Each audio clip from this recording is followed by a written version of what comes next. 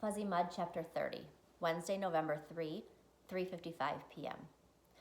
Marshall took off his sweater and used it to wipe the mud away from Tamaya's eyes. He and Chad had managed to pull Tamaya up the side of the hill to where the ground was less steep. Chad now sat, head down, breathing hard and unevenly. Tamaya could feel the pressure of Marshall's finger behind the soft sweater fabric as he gently rubbed each eyelid. "Okay," he whispered to her. She was afraid to open her eyes.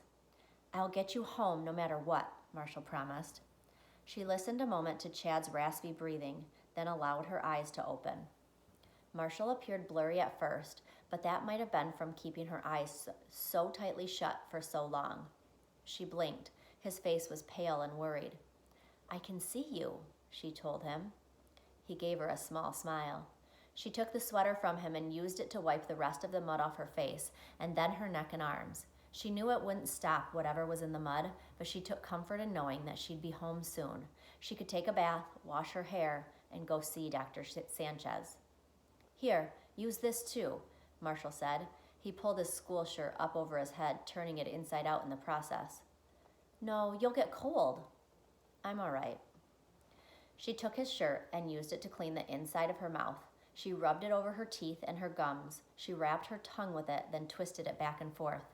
She cleaned her ears and then her nose, using her pinky to stick the cloth up each nostril. "Here, thanks," she said, but Marshall just put up his hands. She let the shirt drop. Chad groaned as Marshall helped him to his feet. "You okay?" she asked. "Couldn't be better," he rasped. She hoped he'd have the strength to make it back. It was already getting dark. Marshall held Chad's arm as he led him up the hill. Tamaya was on the other side of Marshall. "You're a good guy, Marshall," Chad said. "Sorry about..." His voice trailed off, and Tamaya was afraid he might pass out, but then he seemed to gather his strength again. "You want to know why I hated you?" "I already know why," Marshall told him. "You thought I called you a liar." "You called me a liar? When?"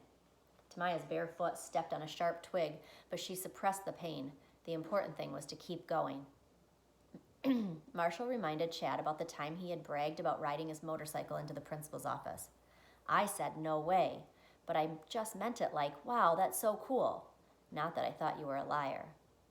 "Oh, yeah, I knew that," Chad said. "I was just giving you a hard time. Besides, I was lying. I've never even been on a motorcycle." Marshall gave a short laugh as he shook his head. Tamaya knew this was between Marshall and Chad, and she should keep out of it, but she just couldn't help herself. "Then why do you hate him?" she blurted. "He never did anything to you." Chad took a deep breath, then said something that sounded to Tamaya like lasagna. "What?" said Marshall. "Your birthday is September 29th, Chad said. "How do you know?" "And your mom made your favorite dinner." "Lasagna," said Tamaya. So he really had said that. "I heard you talking about it at school." "So?" asked Marshall. "So, you know when my birthday is?" Chad asked. He didn't. "September 29th, said Chad.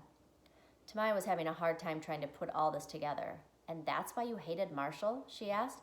"Because you have the same birthday?" "No one cooked me lasagna," Chad said. "No one did anything. You want to know what my dad said? Why should we celebrate the day you were born?" "That stinks," said Marshall. "That's still no reason to hate Marshall," Tamaya insisted. "I'm not saying it is," said Chad. "I'm just trying to explain, that's all. I figure I owe you that." Tamaya was trying to make sense out of Chad's logic when her foot kicked something hard. This time, she couldn't suppress the pain. She cried out as she fell onto the leaf-covered ground. Marshall and Chad stood over her. "Are you all right?" Her foot throbbed. She hoped she hadn't broken anything. "Man, oh man," she said as she winced in pain. She took a couple of breaths and the pain subsided a little bit. "It's just so dark, I can't see where I'm stepping." "What are you talking about?" asked Marshall. "The sun's out, there's plenty of light." Tamaya closed her eyes. When she opened them a second later, the world had gone completely dark. 2 times 268,435,456 equals 536,870,912. 2 times 536,870,912 equals 1,073,741,824.